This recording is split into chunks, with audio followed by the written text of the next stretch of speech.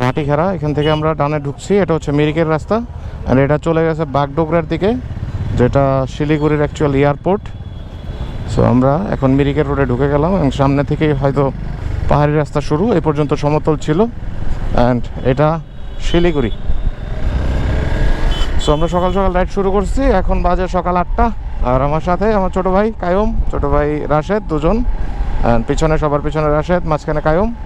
আমরা একটা লাইন করে এগোচ্ছি, সামনে থেকেই হয়তো পাহাড়ি রাস্তা শুরু এবং সমতল শেষ। আর আমরা সকাল সকালে গিয়েছিলাম পারমিশনের জন্য। সো যেহেতু তাদের অফিস টাইম 10:30, 10টা থেকে 10:30, সো তারা তো আর্লি আসবে না বা সার্ভিস দিবে না। দ্যাটস ওয়াই আমাদেরকে খুব সকালেই রওনা দিয়ে দিতে হয়েছে, যেহেতু আমরা গ্যাংটকের পারমিশন এখান থেকে নিতে পারি না, আমাদের খুব সম্ভবত রামমাম অথবা রংপুর থেকে নেওয়া লাগবে।